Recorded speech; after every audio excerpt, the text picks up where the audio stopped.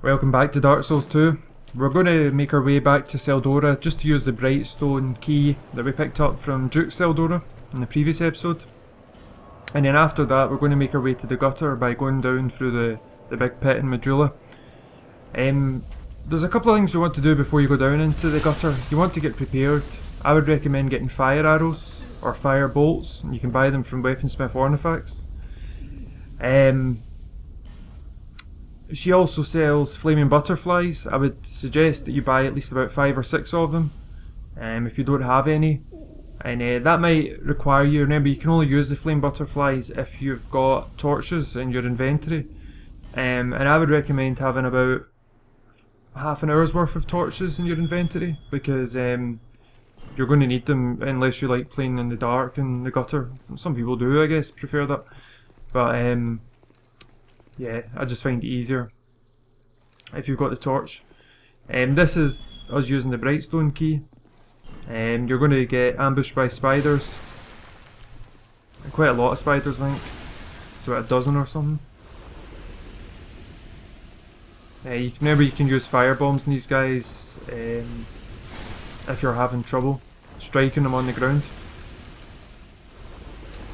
That's another thing actually, you want to make sure you bring about like maybe 30, and I'm being serious when I say this, 30 fire bombs. I know that sounds a lot, and you know, under normal circumstances you don't need that to buy that many fire bombs at any one time.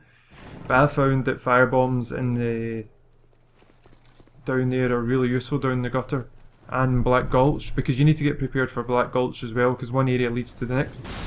Anyway, we've got the Black Knight Ultra Greatsword here. And just here, just to show it off, I think I was picking up some poison moss, and that's another thing that you want to bring to the gutter in Black Gulch. Make sure you farm the poison moss from here, from these butterflies, or buy it from Gavlan. But yeah, the Black Knight Ultra Greatsword, it's the best one if you want to use, if you're a strength build, because it doesn't require faith or intelligence. Unlike the Black Knight Greatsword, which requires I think about 12 points of faith or intelligence.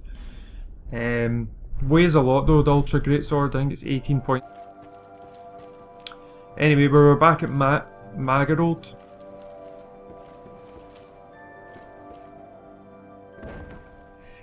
Magarold, that's his name, yeah, sorry.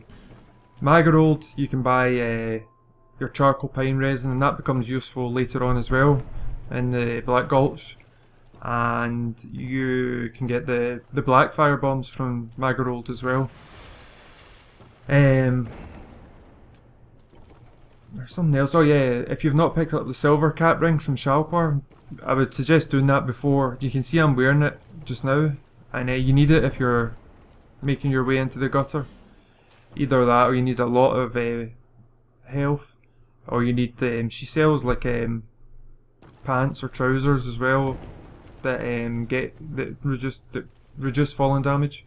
Sorry, stuttering over my words, trying to get so much information out here quickly. So we'll have a quick stop at the Grave of Saints just to light the bonfire. So if we want to come back here, we don't need to fall through the pit again. Unfortunately you can't jump, or maybe you can, I just was unable to do so and I tried it and I died. So this is me going back again, down, making our way to the gutter. Just trying to see if I've missed anything here in terms of preparation. No, just that, I think that's covered it all. So this is a big drop. Make sure your health's topped up before you come down here, and you can see there's a ladder to our right there. We're going to come back here once we've finished the Black Gulch, because you pick up a key that will give you access to the goodies that are behind the locked door that's up there. Get Ring of DY +1 here, and you just make your last drop down here, and this takes you to the entrance of the beginning of the gutter. There's a crystal lizard here, so make sure you get him, and watch out, he falls off the edge of the bridge, and you've got to be careful when you go down there, and you'll see in a minute. So I'm going to talk about preparation for the area that's just below us right now. when you go down here, you might want to equip your alluring skulls, or equip your bow or your crossbow, because down here there's these undead citizens, and they make a beeline for you as soon as you land here. But they're attracted to these alluring skulls, so I should just let him continue on to the other one, but oh, and he did actually, I didn't even realise that at the time. But yeah, they can be quite annoying, these guys. And I think these are one of the most interesting enemies in the game, in terms of what they tell us about what's been going on in Drangleic. I think, I could be wrong here, I think these were early attempts at creating golems. You'll see that, in fact, I think the collector's edition booklet states that Lord Aldia performed experiments on undead citizens, that they were prisoners, and that's obvious. They've got chains or cuffs or whatever, and they were probably in the Lost Bastille, and the authorities of Drangleic, the lords and ladies, forced or accused these people of being cursed and put them into the Bastille. And that gave them easy access to a constant flow of people that they could experiment on, do live vivisection and whatnot. And I just think that these guys with the hole in their chest and whatnot, and this was a mistake, and I died. And yeah, if you do the plunging attack, you can jump from one side to the other, but anyway, I don't want to get too deep into the lore. What have I written here? Yeah. There's another golem that shares the same appearance as the undead citizens in terms of having the hole in their chest, and that's the Iron Golem in Dark Souls 1, and he is by definition a golem. And as we go through Drangleic, we'll encounter other golems, and these other golems are important characters because or NPCs, because they're basically like the doorkeepers. They provide access to certain areas in Dark Souls 2. We'll see them as we go on. These guys are poison statues, and they are really annoying. This is the reason why you need the poison moss. You can use your sword if you want to take a lot of them out quickly. I believe if you're like a caster type, you're doing magic or a faith build or something like that, you can use a Mit Force, and it takes out quite a lot of them in one go. I've also read that whips take them out quickly. That's the reason I bought the fire bombs. One of the reasons I bought the fire bombs is to take these statues out quickly, and that's the way I prefer to do it, is with the fire bombs. Not the black fire bombs, just the normal ones that you buy from Valencia. So you see how we get here. This guide isn't really going to be focused on how to get around the gutter, because to be honest, because it's in the dark and whatnot, there's a lot of branching pathways, and it's kind of hard to explain how to get from here to there. But you've kind of seen how I got to the first bonfire. You just fall down and then fall down again. And you want to light the sconces as you make your way around the gutter, and that's the reason why you need the flame butterflies in certain circumstances, and also why you need like at least half an hour. I actually use up all my torches down here, and I have like about an hour and, as you can see, 49 minutes. But that was just through exploring and taking my time and whatnot. A moment ago I was looking at a path that we couldn't get access to next to the bonfire. Normally that's the kind of path you want to kind of go in that direction first, because going in the direction I'm going in just now, which is to the left, takes you towards like Black Gulch and the other kind of parts of the gutter, whereas the other side to the right is kind of like a dead end, and you want to kind of get that out of the way first. But for some reason or another, I wanted to go a different way this time, and so if you want to follow the way I'm going, you'll get to one of the main bonfires. There's two main bonfires in the gutter, and this is one way you can get there. It's probably not the quickest way or the most efficient way to get there, but so yeah, down here you've got all the kind of detritus and crap that nobody wanted at the surface of Drangleic, and it's all been thrown into the gutter. And that makes me wonder whether the scaffold that we see on the way down to the gutter was built to put stuff, to get stuff to this in here, or was it? It's probably more likely that it was built by people or undead trying to get out, because you wouldn't necessarily build scaffold to bring things down. You would just throw it into and let gravity do the work. I believe from looking at a Reddit thread at some point that in one of these columns of rubbish that there's a Heineken graphic somebody's included in it.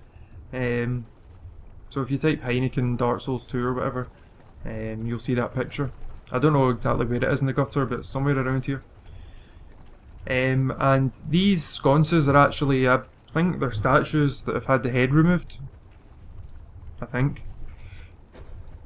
So this is why I was suggesting to buy the fire bombs. I know I haven't followed my own advice, I've only got 9. I do buy more, I think, quite soon, because remember, that's a good thing, I suppose. You can just make your way, because of the instant transport warp system with the bonfires, you can just make your way quickly up to the surface if you want to. And I was confused about where the poison was coming from at first, and then I realised it's actually coming from behind the door, which isn't very fair, I suppose, but kind of strange door physics here. The texture on that door looked pretty rubbish, man. But never mind. It's not all about graphics, is it? I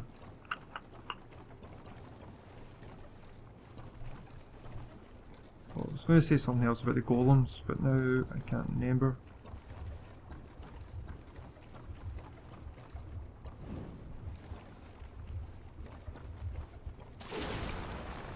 Lord Aldia becomes like a focus of the second half of the story in Dark Souls 2. And it's quite an interesting story in my opinion. And about their attempts to deal with the undead curse.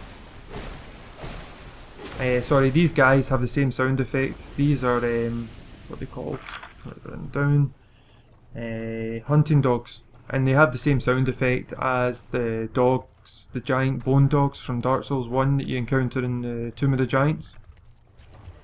Just probably a reused asset, I'm sure. But the hunting dogs, they have quite a lot of health.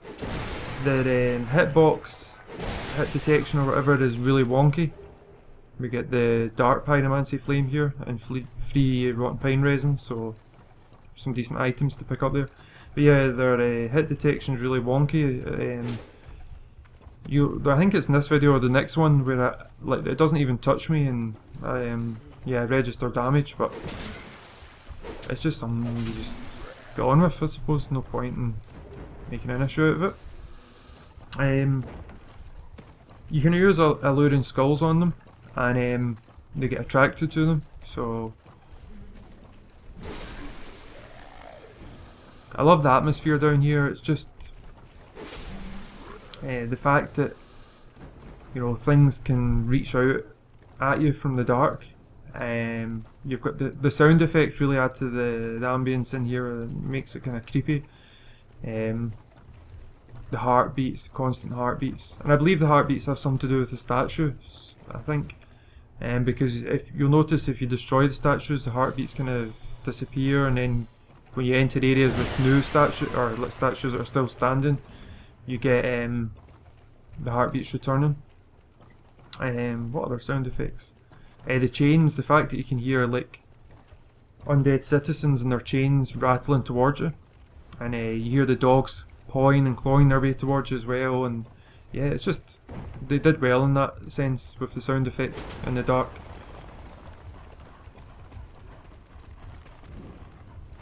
And I got lucky there with the undead citizen.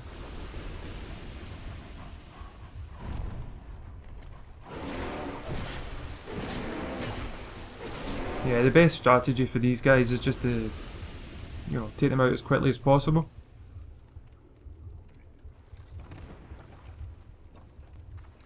So these bridges are like a main conduit between different sections of the... you can see there's a fog gate down there, a fog door. That's where we're headed towards. In the next episode we're definitely going into that fog door. or through that fog door. But yeah, the bridges are like a main thoroughfare between different sections of the gutter, and you can actually drop from one bridge to the other if you need to. I think these dogs are susceptible to poison as well, if you don't want to. And they're obviously, you know, you can take them out from range with just your normal crossbow or your bow and arrow. And well, we've got this wee gap here. Just want to say thanks to Ryan Austin for subscribing. You know, it's good. You know, it's good for me. It's like a reward for me for making these videos, to see that, to see somebody subscribing. And thank you for you know, to all the other subscribers. You know, for continuing to watch these videos. I appreciate it. And I think there's 2 subscribers that, you know, their names don't come up. And I didn't notice that you guys had subscribed because I didn't receive any message from YouTube. It wasn't until I looked up one day and seen that there was 4 subscribers instead of 2. So thanks very much for doing that as well.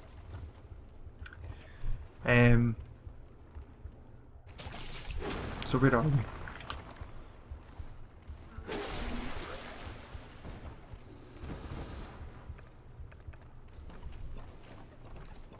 We're near a, see to the right, just off to the right there, you can actually, that's one of the hardest areas to access in the gutter.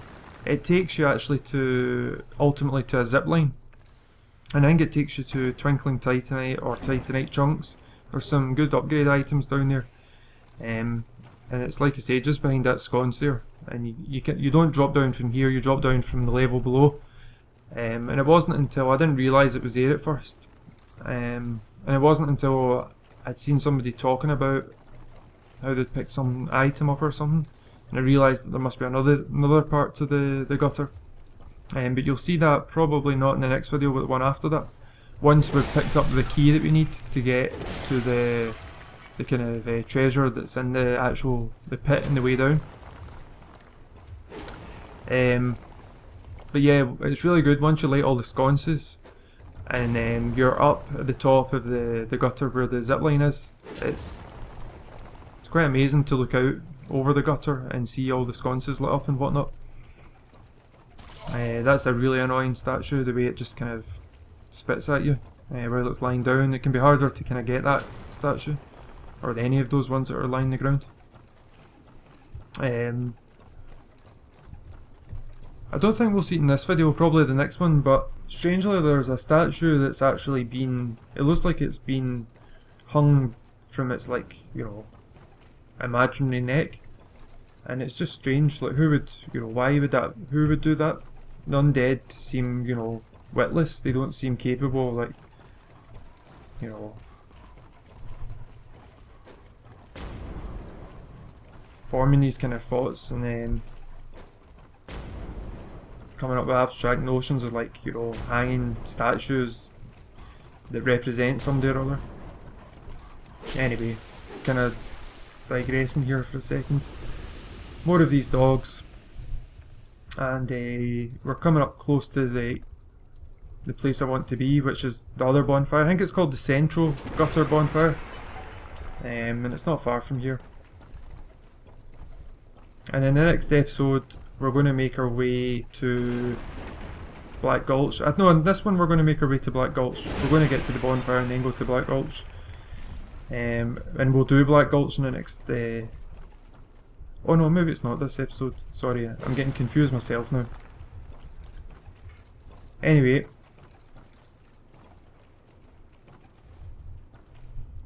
We've got a bunch of statues across the ledge. You can see that on the other side. And the best way to take them out is just to, like, throw firebombs at them.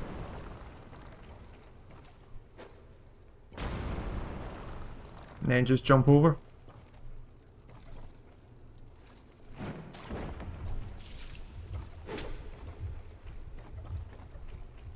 Yeah, and this is us coming up to the bonfire.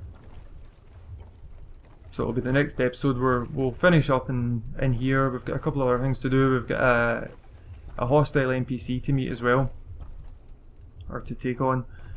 and then we'll make our way to Black Gulch. Anyway, thanks for watching. I hope this episode was helpful. See you in the next one.